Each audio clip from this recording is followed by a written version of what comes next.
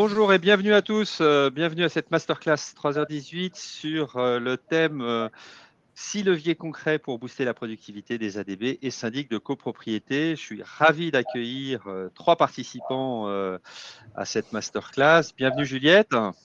Bonjour Marc, merci. Donc moi je suis avocate en droit immobilier et voilà, je fais aussi un peu de droit commercial, mais je travaille beaucoup avec des syndics administrateurs de biens. Voilà, ça va être très intéressant de regarder comment tu interviens, quelles sont les demandes, quels sont les outils, quels sont les leviers pour améliorer la trésor en particulier.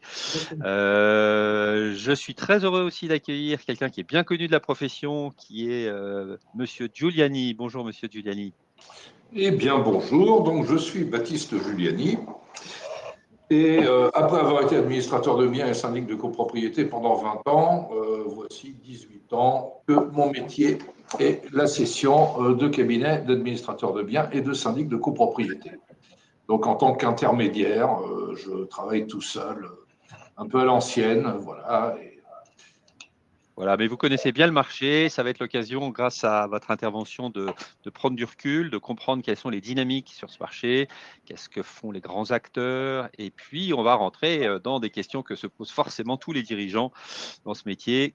Comment optimiser la valeur? Comment faire en sorte que mon cabinet puisse être revendu? Quelles sont les conditions pour qu'il soit revendu mieux? Voilà, on va rentrer dans le vif du sujet grâce à vous. Et puis Emmanuel, qui est alors là l'opérationnel, le patron qui va représenter la profession aujourd'hui. Emmanuel Fusilier, qui est le président d'Administra. Bienvenue Emmanuel. Bonjour Marc, merci beaucoup. Donc Emmanuel Fusilier, Administra, c'est une structure d'administration de biens et de syndic de copropriété. Je possède aussi ma carte T, mais ce n'est pas le sujet aujourd'hui. Une structure donc à Paris avec 6 collaborateurs et on fait essentiellement effectivement de la copropriété et de l'administration de biens. Voilà, écoutez, je suis Marc Levernois, je suis le CEO et fondateur de 3h18. On est une société d'externalisation des fonctions support au sens large, administratif, compta, gestion, RH, pour les petites entreprises et en particulier, donc, on a beaucoup de clients dans le monde des administrateurs de biens et syndics de copropriété. Et on abordera ensemble, pour ce qui me concerne, le sujet de la flexibilité RH et comment optimiser vos coûts salariaux, comment trouver les bons profils plus facilement que par les leviers traditionnels de recrutement en CDI. La cible d'aujourd'hui, ben, c'est vous. Vous êtes très nombreux à vous être inscrits et vous êtes des dirigeants, des entrepreneurs, éventuellement des futurs cédants ou des personnes qui venaient de reprendre. Vous êtes aussi des collaborateurs, hein, puisqu'il y a pas mal de collaborateurs de cabinet qui se sont inscrits. Et l'idée, c'est vraiment de vous donner des outils, de vous donner des conseils, de vous donner des retours d'expérience. On va faire quelque chose de vivant. On va être à votre disposition pour répondre aussi à vos questions. Vous avez 2 façons de nous poser des questions. La première, dans le chat, en bas à droite, ce que vous voyez, et là, ce sont des questions qui sont visibles par tout le monde. La deuxième, dans le module questions, ce sont des questions que seuls les 4 intervenants verront et on pourra y répondre si vous le souhaitez offline, comme on dit, c'est-à-dire en se rappelant. Vous aurez tous accès, pour ceux qui sont inscrits, à la vidéo YouTube sur la chaîne YouTube donc de cette masterclass. Vous aurez les slides de l'intervention et vous aurez la possibilité, évidemment, de nous poser des questions plus tard et vous aurez nos coordonnées. Voilà pour ce qui est de l'organisation. Alors, on va rentrer dans le vif du sujet parce qu'on a 3/4 d'heure, allez, 40 minutes pour pouvoir aborder tous ces sujets. Monsieur Giuliani, qu'est-ce qu'on peut dire du marché, des grands acteurs? On a eu une grande phase de concentration pendant quelques années. Ça s'est peut-être un peu calmé, vous allez nous le dire. Comment vous voyez ce marché-là en 2025? C'est un marché qui a beaucoup évolué, effectivement. Jusqu'à la rentrée 2022, enfin, il faut dire jusqu'aux années 2020-2021, parce qu'ensuite, il y a eu la finalisation des affaires en cours qui prend quelques temps. La situation était très, très euphorique. On tire acheter à tour de bras. Les autres groupes essayaient de suivre le mouvement. Les valorisations avaient considérablement augmenté. Bon. Alors, effectivement, sur les trois gros acteurs aujourd'hui, bon, Foncia a considérablement inversé sa politique sur la rentrée 2022. Hein. Ça, c'est la décision de leurs actionnaires, en raison de la crise qui, aujourd'hui, dissuade quand même beaucoup d'investisseurs étrangers de positionner sur des entreprises en France, que sur l'impact de la nécessité de se structurer mieux en interne, et avec, à l'appui de tout ça, une révision à la baisse substantielle pour les valorisations des nouvelles acquisitions. Ça, depuis combien de temps cette revalorisation? Depuis la rentrée 2022, ça a été annoncé. Vous savez, dans un groupe, des décisions peuvent prendre plusieurs mois pour se mettre en place ou se prendre en 5 minutes. Et là, on est plutôt dans la deuxième situation, où à un moment donné, en septembre, au vu profilet, les actionnaires de Foncia ont dit aujourd'hui, la politique n'est plus du tout la même et en ont énoncé les bases, baisse de valorisation à la clé et surtout restriction drastique du volume d'acquisition. Alors, pour les autres, on peut dire que sur Citia, le contexte actuel pèse, tant sur les décisions que les valorisations. On peut dire en revanche que l'AMI est extrêmement dynamique parce que l'AMI a été repris en avril de l'année dernière par le fonds d'investissement Bridgepoint. Ce fonds d'investissement Bridgepoint ayant été à une époque le propriétaire de Foncia, avant les fonds actuels. Bon. Alors, depuis, l'AMI achète beaucoup et à des conditions extrêmement intéressantes, essentiellement sur le métier gérance, la copropriété les intéresse moins. D'excellentes valorisations sont proposées. Là, j'ai encore aujourd'hui une signature avec eux, une valorisation très, très élevée, mais essentiellement sur des reprises de fonds de commerce ou de portefeuille.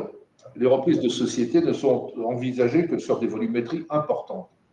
Leur but, c'est de rester, comme ils le sont, à une seule société qui tient l'ensemble des mandats de tout le groupe sur tout le territoire national. Donc, ils ne sont pas du tout favorables à reprendre des sociétés pour des volumétries de 300, 400, 500 ça ne les intéresse pas sur les portefeuilles qui sont privilégiés. Alors, ensuite, il y a un gap considérable parce que des intermédiaires, il n'y en a quasiment pas ou plus, puisque de toute façon, toutes les structures intermédiaires que l'on a pu connaître ont été à un moment donné absorbées par des groupes. Je cite Auralia, je cite Tagerim, je cite, je peux en citer plein, Belvia, etc. Bon, toutes ces structures intermédiaires, à un moment donné, de toute façon, arrivent à un volume qui entraîne une reprise par l'un des leaders. Bon. Donc, bien, on retrouve ensuite une multitude de cabinets, petits, moyens, gros, mais il reste des TPE, des PME. Alors, dont certains souhaitent se développer. Encore faut-il qu'ils le puissent, compte tenu de valorisations qui, même en baisse, restent quand même assez substantielles, parce que les cédants restent même très attachés à une valorisation élevée de leur cabinet, ce qui se comprend vu le travail que ça représente, mais ce n'est pas du tout évident pour tout le monde de pouvoir financer ce type de reprise. Beaucoup d'ailleurs. Est-ce qu'il y a de la demande, au-delà des montants, est-ce qu'il y a de la demande? Est-ce qu'il y a des cédants? Est-ce qu'il y a des acheteurs sur ces cabinets intermédiaires?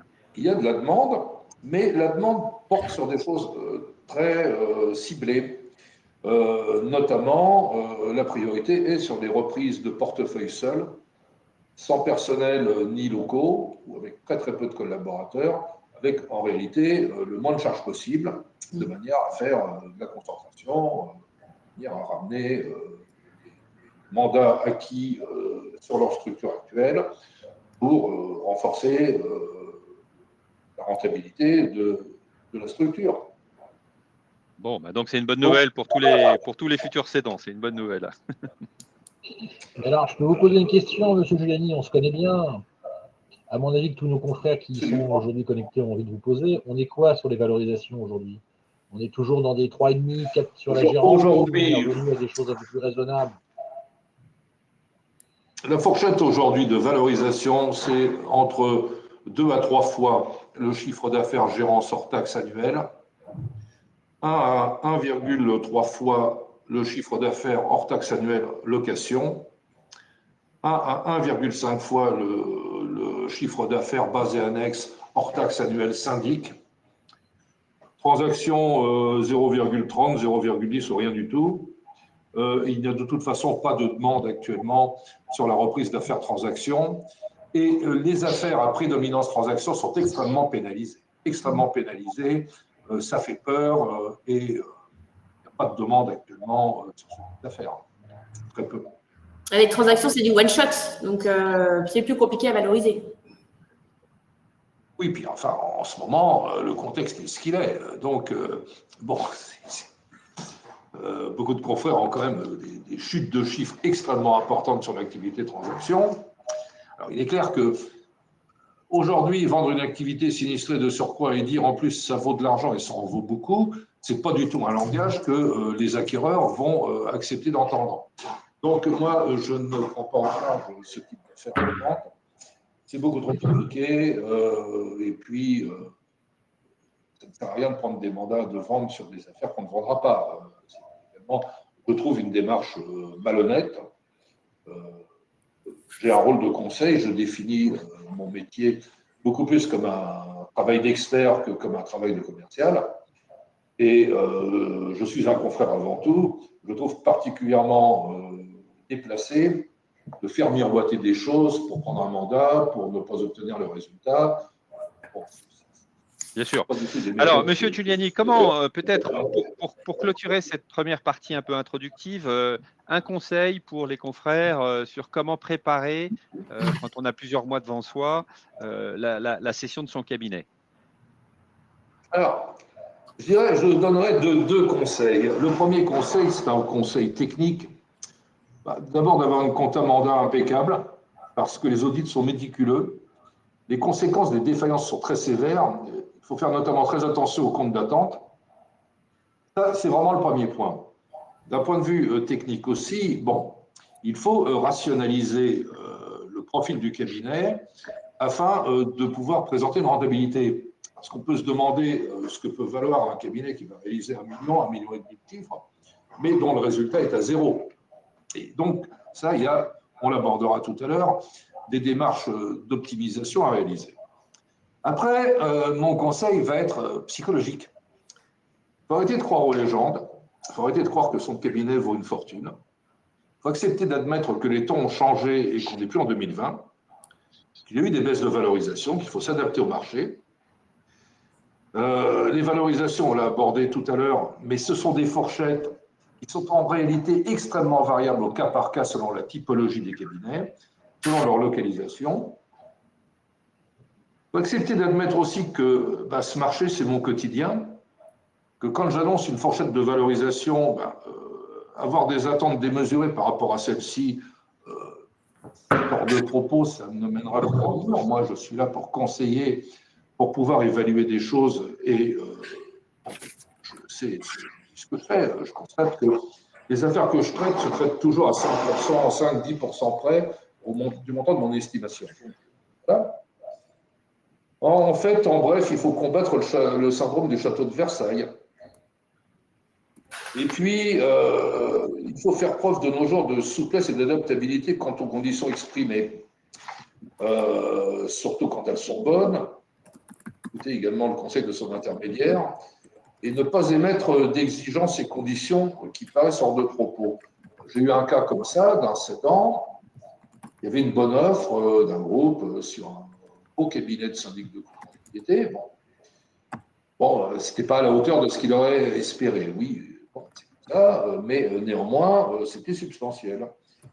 Il a voulu, à un moment donné, pourquoi pas, à ce moment-là, garder quelques immeubles pour conserver un petit cabinet avec sa femme, disant comme ça, je vends moins cher, mais je garde un revenu de complément en gardant cette petite activité. Bon. Moi, je lui ai fortement déconseillé d'émettre cette position. Je lui ai dit, là, vous allez inquiéter votre acquéreur, vous risquez de déclencher une réaction de défiance qui risque d'être néfaste. Et je lui ai dit, d'ailleurs, moi, je refuse de présenter cette demande. Si vous voulez la présenter, vous la présentez vous-même. Moi, je ne la présente pas. Il l'a fait. Au début, on nous a répondu qu'on allait étudier. Alors, lui pensait qu'on allait être devant une alternative. Bon, vont accepter ce que je demande. S'ils n'acceptent pas ce que je demande, moi, je vais accepter ce qu'ils me proposent. J'avais dit, faites attention, on n'est pas devant une alternative. On est devant une situation triangulaire où il y a une troisième option, c'est que le groupe réponde « Non, non, nous, on arrête là, on ne donne pas suite ». Malheureusement, c'est très exactement ce qui s'est produit.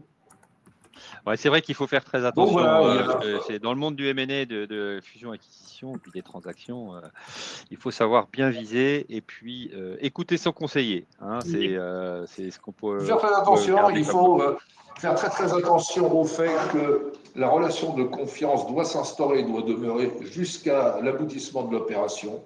Une opération peut s'effondrer en un instant, je l'ai déjà vu, rarement, mais je l'ai déjà vu, peut s'effondrer en un instant parce qu'il y a une perte de confiance, parce qu'il y a un truc qui… Voilà. Il faut faire très attention à ça. Et effectivement, un intermédiaire, il n'est pas là seulement pour prendre un dossier, aller chercher une offre d'achat, la porter et dire voilà, bon, ben, là, c'est bon, c'est terminé. Pas du tout. L'intermédiaire est là pour accompagner d'un bout à l'autre l'opération. Bon. En tout cas, moi, oui, bien sûr, il a des intérêts alignés avec son client, c'est sûr. Bah oui, on a des intérêts communs, si vous voulez, et moi, je suis tout de même rémunéré pour faire un travail qui n'est pas seulement aller chercher une offre d'achat, mais c'est accompagner jusqu'au bout une affaire.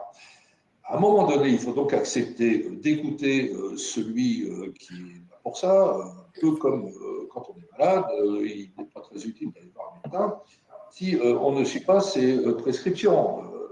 Bien, Monsieur Giuliani, on est obligé d'avancer parce que l'heure tourne et on a beaucoup de questions et de sujets qu'il faut adresser. En tout cas, merci pour cette première. Vous pouvez intervenir à tout moment sur tous les sujets que vous connaissez bien. On va parler maintenant de comment optimiser justement le cabinet pour qu'on ait un résultat, une productivité, une trésorerie qui soit optimum. Et on va rentrer maintenant dans la partie un peu opérationnelle. Alors, on ne va pas rentrer dans le détail, mais il est clair que vous connaissez tous, hein, tous les confrères qui sont en ligne, les contraintes, et en particulier les contraintes très chronophages qui pèsent sur votre métier, même si ce métier se digitalise. Il y a aujourd'hui, que ce soit au niveau du suivi comptable, que ce soit de la relation avec les copropriétaires, toute la préparation des assemblées générales et la gestion de la vie quotidienne, en fait, hein, de la relation avec des copropriétaires. Il y a beaucoup de sujets qui peuvent être automatisés, mais pas tout. Alors, comment on peut se poser cette question, gagner en productivité administrative et comment ça peut se retrouver dans les flux de trésorerie. Alors, la première chose que, évidemment, tout le monde voit, c'est que là où on peut mutualiser et réduire la charge, c'est sur la digitalisation. Donc, toutes les personnes qui étaient appelées à faire des tâches chronophages, évidemment, en mettant en place des outils tels que ceux que vous retrouvez ici, ce n'est pas exhaustif, il y en a d'autres, on va pouvoir faire automatiquement des choses qui prenaient du temps. Je prends la signature électronique. Aujourd'hui, quand on n'a pas de signature électronique ou qu'on n'a pas un portail pour discuter avec des collaborateurs, des copropriétaires, on parlera tout à l'heure d'applications et Emmanuel Fusilier vous dira un petit peu ce qu'il en pense pour accélérer les relations avec les copropriétaires, on perd beaucoup de temps. Mais on peut aussi externaliser et mutualiser. On va aussi en parler. On peut, au lieu de recruter, au lieu d'avoir des coûts fixes qui ne sont pas en phase avec une activité qui est très fluctuante, avec des saisonnalités, au lieu d'avoir des coûts qui sont mal répartis dans l'année, vous pouvez externaliser et vous entourer de profils en prestation de services. Vous pouvez aussi simplifier vos process internes. On peut mettre en place un certain nombre de compétences nouvelles, soit en formant les gens, soit en recrutant des gens qui vont finalement vous faire gagner du temps. On peut améliorer le pilotage parce que qui dit pilotage dit prendre les bonnes décisions, avoir les bons indicateurs. Et puis l'intelligence artificielle fait aussi son apparition dans la profession. Et moi, je crois beaucoup au gain de temps que va apporter progressivement dans l'aide à la décision, mais aussi dans la réponse à un certain nombre de mails qui peuvent arriver de façon désordonnée pour canaliser toutes ces interactions. Bref, il y a beaucoup de choses à faire. Le sujet, c'est par quoi on commence, hein. Et un des sujets qui est quand même un sujet important, c'est la trésorerie. pourquoi aujourd'hui on parle de trésorerie dans votre métier alors que c'est un peu contre-intuitif. On pourrait se dire, vous êtes plutôt dans un métier où la trésorerie normalement n'est pas un problème. Vous êtes payé upfront, comme on dit. Donc c'est plutôt les copropriétaires qui ont ce sujet-là. Donc je vais peut-être laisser Emmanuel le soin de commenter ce slide. Quels sont les 2, 3, 4 sujets qui sont aujourd'hui voilà, un point de douleur et un sujet sur lequel un dirigeant fait forcément attention. Alors effectivement, comme tu le disais, Marc, le problème des trésoreries de nos cabinets est vraiment un vrai sujet, puisque nous sommes l'une des rares professions qui nous payons avant de payer nos clients. En administration de biens, on perçoit le loyer, on prend nos honoraires, on paye les charges, et on reverse le reste, le différentiel à nos propriétaires. En copropriété, on se paye régulièrement au début de chaque trimestre ou le mois, suivant ce que vous avez écrit dans vos contrats. Le vrai sujet aujourd'hui, c'est quoi? C'est que quand on regarde bien depuis la loi SRU, loi Allure et compagnie, loi Macron, loi climat et résilience, on nous a rajouté de plus en plus de tâches administratives et donc des charges qui n'arrêtent pas et donc des charges. Et donc notre vrai sujet, effectivement, c'est d'essayer de traiter toutes ces tâches administratives et de ne pas augmenter nos charges et d'essayer de prendre un temps minimum. Alors pour ça, moi, sur une structure effectivement encore complètement à taille humaine, j'ai clairement dit que je ne gardais pas les archives. C'était une connerie monumentale et on n'a aucun problème en AG d'aller dire écoutez, il y a un contrat d'archives, les archives elles sont ailleurs. Deuxième chose, nous digitalisons l'ensemble de nos courriers, tout ce qui nous arrive encore par courrier. Il y a encore du courrier, hein. Il y a encore des gens qui nous écrivent, il y a encore des assignations, il y a encore des factures. Logiquement, dans un an, on devrait plus avoir de factures papier, mais on n'est pas tout à fait encore là. Et on a un logiciel sur lequel tout est scanné et tout est renvoyé sur nos immeubles pour tout garder et pour éviter de passer son temps à aller tout remettre dans des classeurs comme on le faisait avant ou comme je l'ai fait au début de ce métier quand j'avais 25 ans. Ce qui a un avantage, c'est qu'on peut regarder de près sur des logiciels. Si on regarde tous les contrats d'EDF sur tous les immeubles, on peut les sortir et on peut en avoir une vision, voire sur des immeubles comparables un certain nombre de prix. Donc en plus, ça nous aide à renégocier et à donner des sujets sur nos clients. Deuxième sujet, je ne sais pas ce qu'en pensent les confrères connectés, on peut le dire par chat, mais nos extranets sont quasiment sous-exploités par les copropriétaires, grosso modo, parce qu'il y a un certain nombre de mails qui sont envoyés et toutes les réponses sont sur nos extranets. Nous, on s'attache à les mettre à jour et à donner toutes les informations qui sont dedans, mais personne ne le dit vraiment. On a l'impression que la profession a plutôt subi l'extranet comme une contrainte administrative que plutôt de s'en servir, sauf, je dirais, 2 gros groupes qui ont pour l'un un extranet qui est certainement aujourd'hui le plus performant du marché. Troisième sujet, communiquer davantage avec les copropriétaires sans pour autant prendre du temps. Vous avez grosso modo aujourd'hui, je trouve, deux logiciels, deux petits softs qui existent sur le marché, Inch et Chouette CoPro. Moi, j'utilise plutôt Chouette CoPro que Inch. Ça me permet, par exemple, sur quelque chose de très simple, sur un signalement d'un écoulement ou d'une fuite, tout le monde le voit. Je réponds, j'envoie un ordre de service à l'entreprise qui est désignée. La personne qui a signalé le sujet et que tout le monde a vu voit que l'ordre de service est passé. Le sujet est traité, donc on n'a pas à. Ça limite le nombre de mails sur le même sujet, ça nous fait gagner du temps et je n'ai pas à dire aux gens oui, j'ai fait un ordre de service et c'est traité. Donc ça nous prend. Autre sujet, la sous-traitance, effectivement, soit sous-traitance généralisée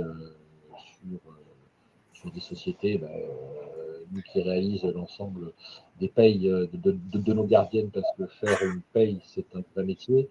Et comme me disait mon propre expert comptable, la rémunération du corps des experts comptables sur les payes, c'est 5% à peu près de notre chiffre d'affaires et 35% de nos recours en assurance professionnelle. Donc, mieux vaut effectivement faire par des gens dont c'est le métier, ou recourir effectivement de façon ponctuelle à du personnel extérieur que l'on peut rapidement former pour faire un certain nombre de tâches, surtout dans nos métiers. On a quand même une période qui est assez chargée à partir du mois de janvier jusqu'au mois d'avril, où il faut effectivement sortir toutes les comptas et préparer l'ensemble des assemblées générales.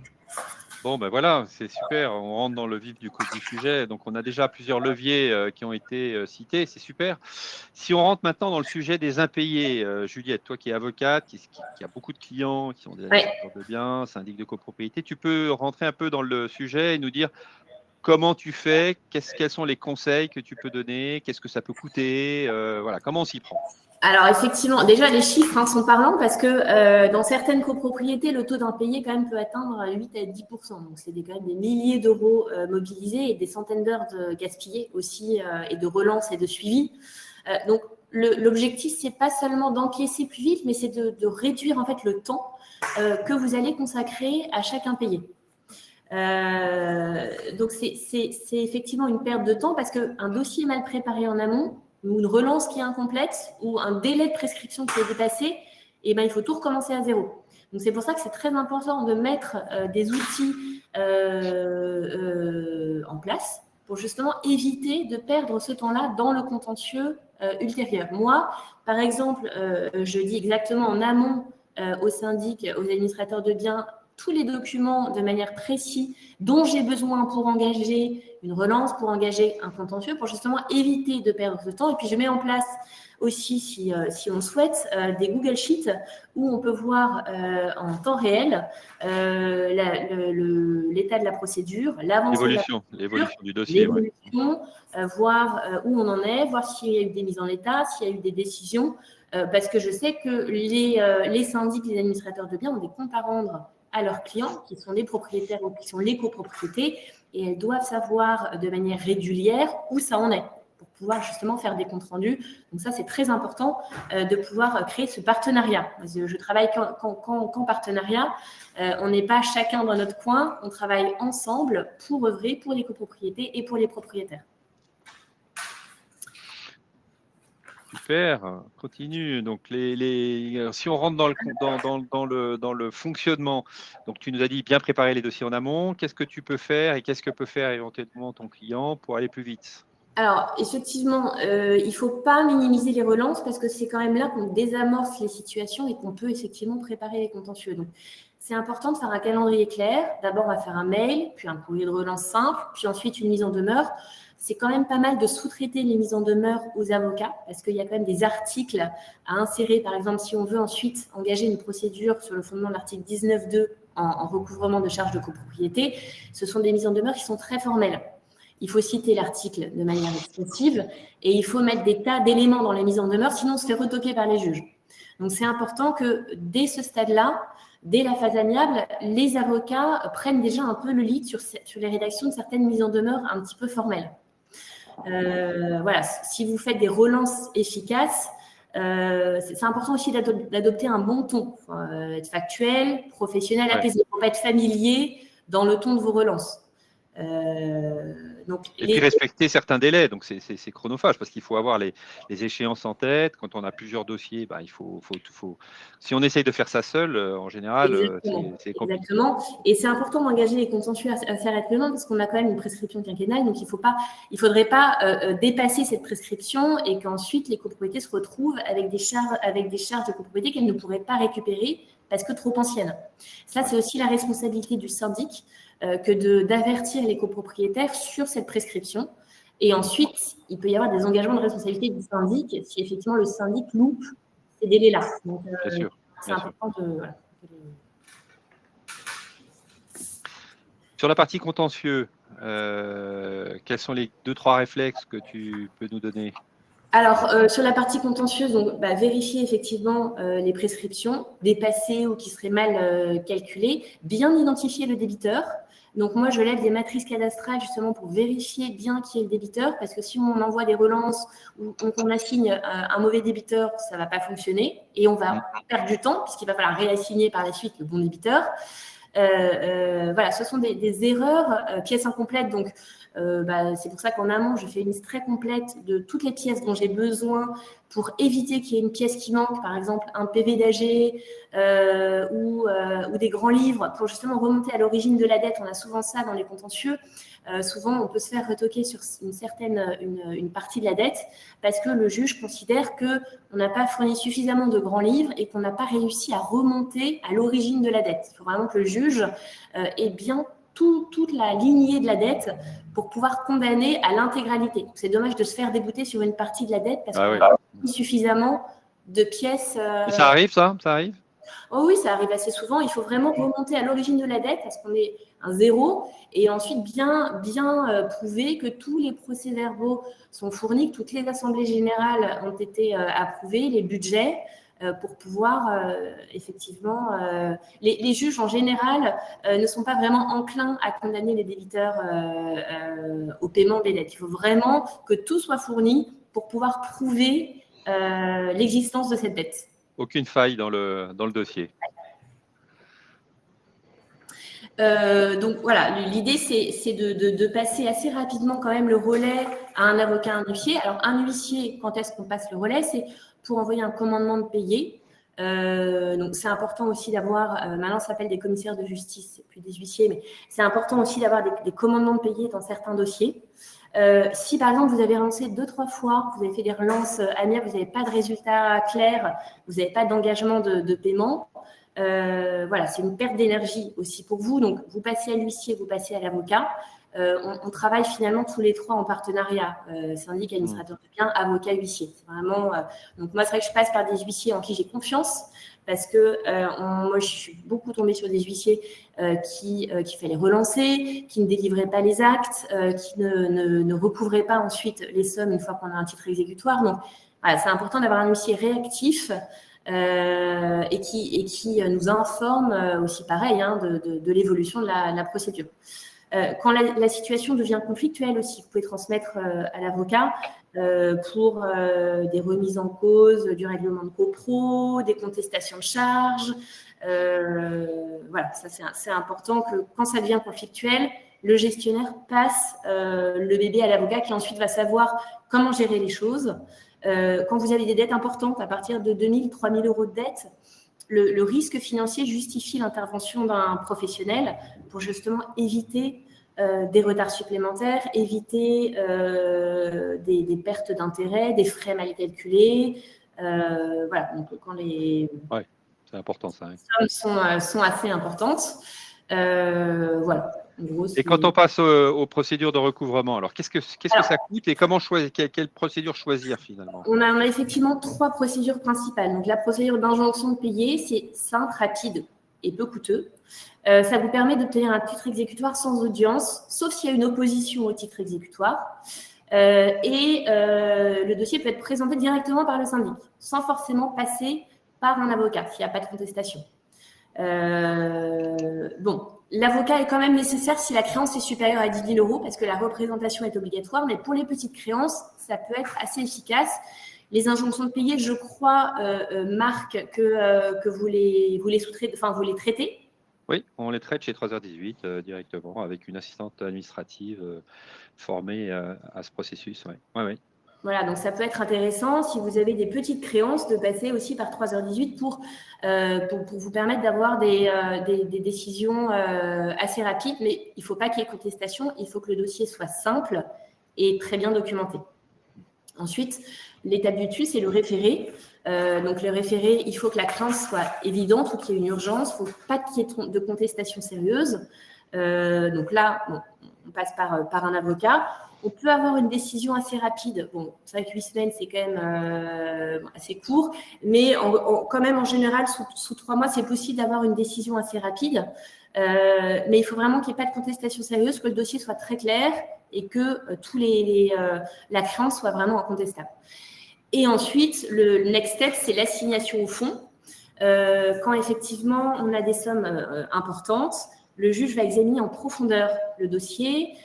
Il va trancher s'il y a des contestations de la part du débiteur il va aussi surtout se prononcer sur des dommages et intérêts. Moi, je demande souvent des dommages et intérêts en plus des sommes qui sont dues, parce que ça cause pour moi un préjudice quand même important à la copropriété ou alors aux propriétaires quand ce sont des loyers impayés, qu'à mon sens, les juges doivent indemniser. Et ça, les dommages et intérêts, on ne peut les demander que devant le juge du fond. On ne peut pas les demander devant le juge des référés. Donc, voilà, en gros, les trois ensuite, on ne va pas rentrer dans le détail, mais il y a évidemment d'autres litiges courants, il y a d'autres sujets entre les copropriétaires, les prestataires, les malfaçons, sur lesquels il vaut mieux être bien outillé et avoir un bon avocat. Exactement. Alors, c'est vrai que moi, parfois en amont, pour justement éviter ce type de contentieux, j'essaie si on me les confie, de relire par exemple les convocations, les PV d'AG pour éviter qu'il y ait des contestations par exemple sur les majorités, vérifier la conformité des appels de fonds, des résolutions, voilà, pour éviter les litiges en amont. Et ensuite, quand un litige éclate, il faut que l'avocat soit facilitateur de résolution du litige, choisir la procédure la plus adaptée, préparer le dossier complet, et ensuite, en aval, recouvrer les sommes. C'est aussi important parce que notre mission ne s'arrête pas au titre exécutoire. Il faut ensuite, une fois qu'on a une condamnation, pouvoir mettre en œuvre des saisies, suivre les paiements, organiser éventuellement une saisie immobilière, le cas échéant. Pour qu'au final, en fait, ce qu'on veut, c'est que l'argent rentre dans les caisses de la copropriété ou du propriétaire, ou que les litiges soient réglés et que si on a des litiges sur des malfaçons, des non-façons, des choses comme ça, que ce soit réglé et que les sommes dues soient payées. Bon, c'est très complet. Merci Juliette. On en a parlé rapidement tout à l'heure. Comment tu utilises ce petit outil là qui a l'air bien facile à déployer, surtout parce qu'il faut le déployer à beaucoup de monde. Comment ça se passe, Emmanuel? Comment tu peux nous rappeler le nom de ton outil? Alors, nous, on a un outil qu'on utilise qui s'appelle Chouette CoPro, qui peut même être maintenant utilisé en marque blanche dans nos cabinets, qui a, je dirais, même aujourd'hui 3 fonctions et bientôt une 4e fonction parce qu'on pourra le coupler avec notre boîte mail. Première fonction, effectivement, qui est une fonction, je dirais, d'information et de communication. C'est-à-dire, on passe une note d'information à tous les copropriétaires. Donc, vu que c'est une petite appli que les copropriétaires téléchargent sur leur smartphone ou ça leur arrive sur leur mail, le taux de lecture d'une information envoyée par Chouette CoPro, c'est plus de 70%. Ouais, c'est sûr que c'est autre chose qu'un mail. Donc, voilà, c'est autre chose qu'un mail, donc les gens le lisent. Bon, nous, on s'en sert beaucoup avant les AG pour rappeler les dates d'AG, rappeler les dates de l'envoi des votes par correspondance. On s'en sert beaucoup également pour communiquer avant les périodes de chauffe sur la mise en place des chauffages, sur des problèmes. Dès qu'on a un sujet dont il faut expliquer des choses à l'ensemble des copropriétaires où on le fait, ou dans les immeubles où on sait que le conseil syndical n'est pas un grand communicant avec les copropriétaires, on l'utilise pour communiquer. Ça a l'air super. Comment on télécharge les Chouettes CoPro? Dans certains ouais, c'est ça. En fait, c'est payant, c'est le syndic qui le met. Ouais. Nous, on le met à disposition et c'est compris dans nos honoraires de chaque immeuble. Ça, c'est la version, je dirais, communication. Et on a une version qui est plutôt interaction avec les copropriétaires. Comme je le disais tout à l'heure, un copropriétaire nous signale une panne d'ascenseur. Tout le monde voit le signalement. Nous, on intervient, on gère, on envoie le signalement sur le bon prestataire. Le prestataire répond.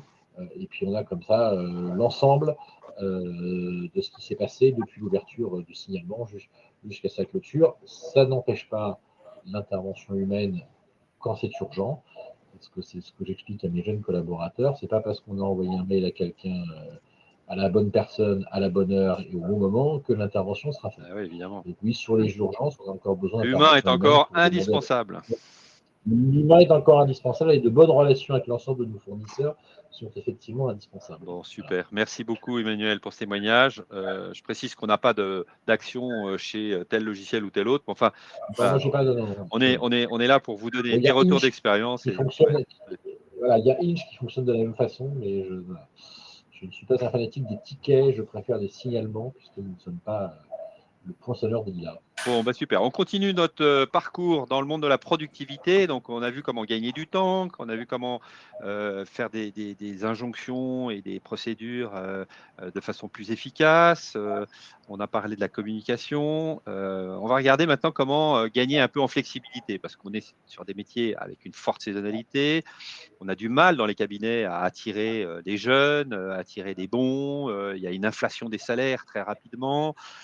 Et puis, il faut être honnête, quand on a 5-10 salariés, on n'a pas non plus un projet d'entreprise extraordinaire pour faire rêver des jeunes qui arrivent sur le marché. Donc, comment on fait, et ce n'est pas la seule solution, mais comment on fait pour gagner en flexibilité?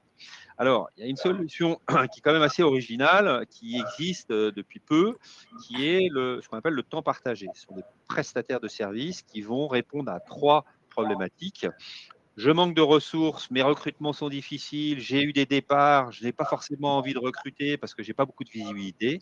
Ça, c'est la première problématique qu'on entend très très souvent. La deuxième, c'est ah ben moi j'ai pas les moyens de payer les charges, plus le salaire, plus l'absentéisme, plus tous les congés, tous les frais indirects, etc. Donc j'ai des contraintes budgétaires qui font que je n'arrive pas à recruter.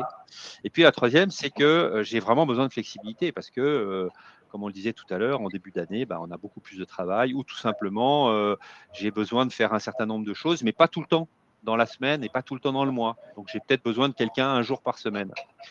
Quand on a ce genre de problème, on peut aujourd'hui faire appel à une assistante administrative, une secrétaire comptable. On a même des juristes secrétaires RH, vous voyez, des gens qui ont un peu de connaissances juridiques, un peu de connaissances RH, un peu de connaissances administratives. C'est des profils un peu polyvalents, couteau suisse.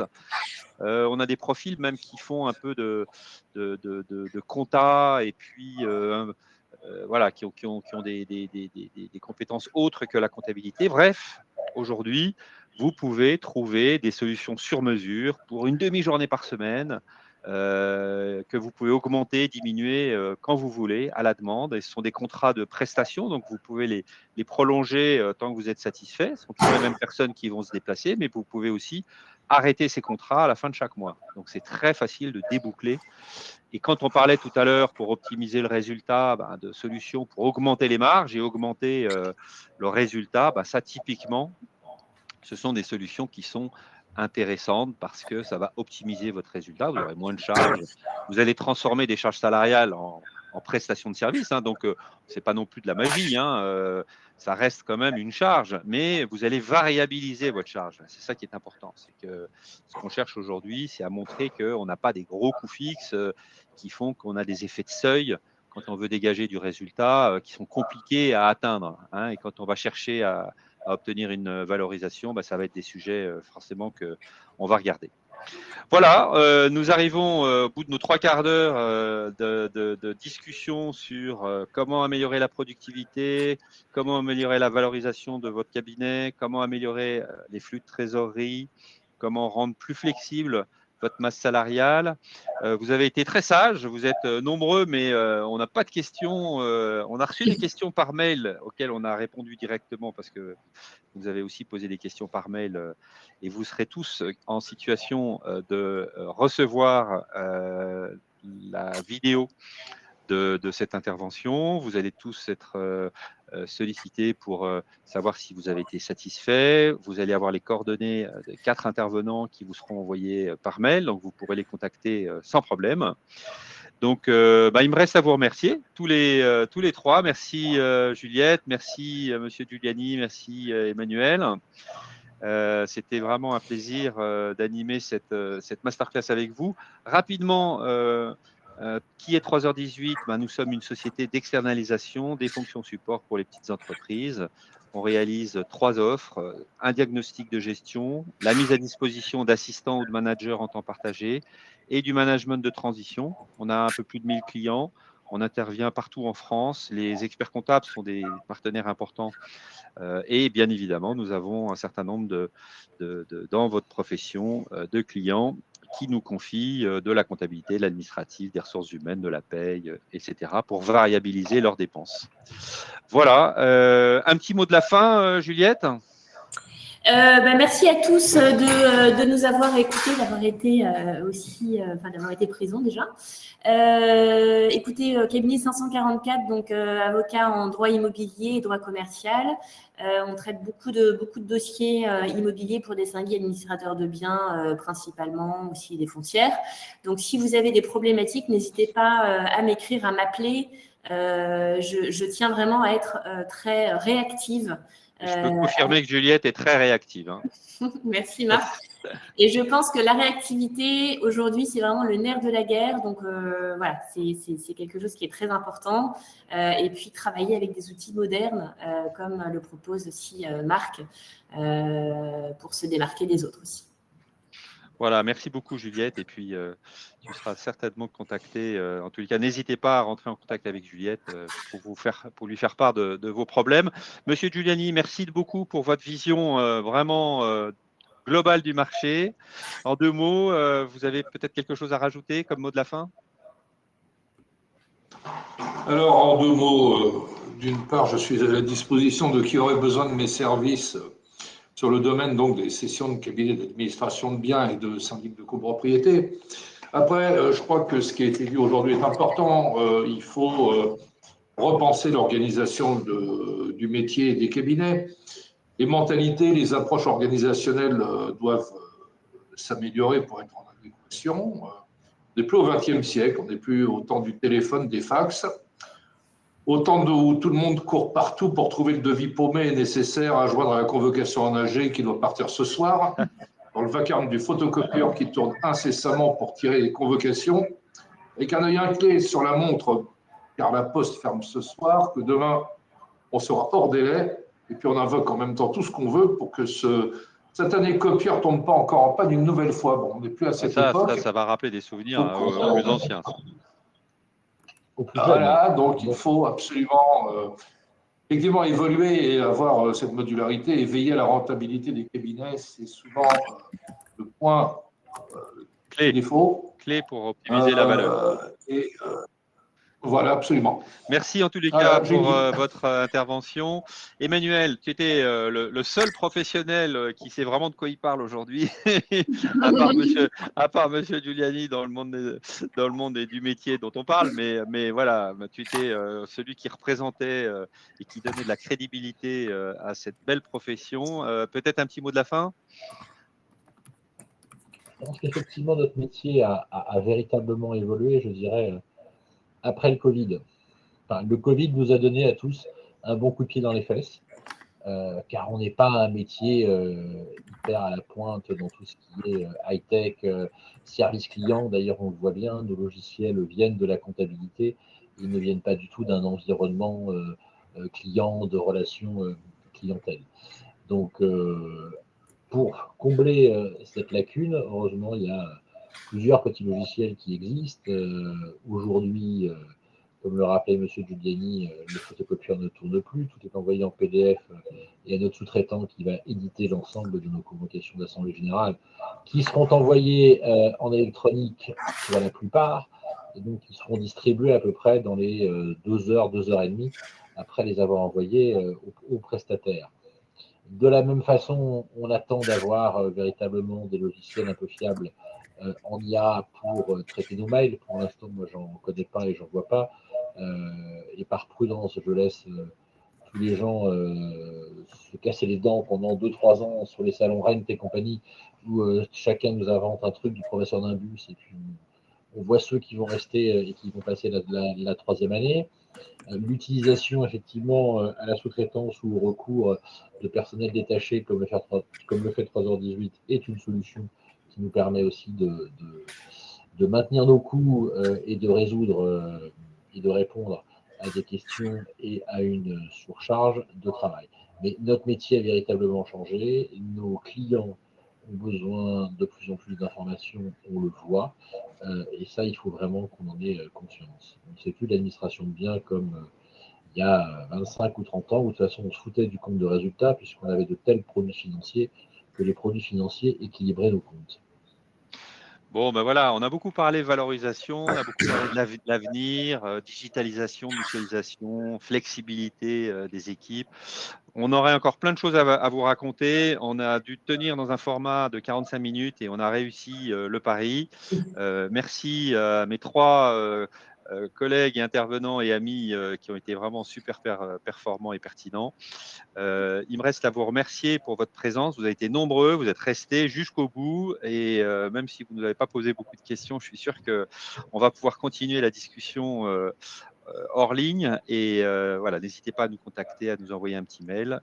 Je vous dis au revoir et rendez-vous pour une prochaine masterclass 3h18. À bientôt. À bientôt, merci. Merci à tous les À trois. bientôt, merci beaucoup. Bonne journée à tous, au revoir.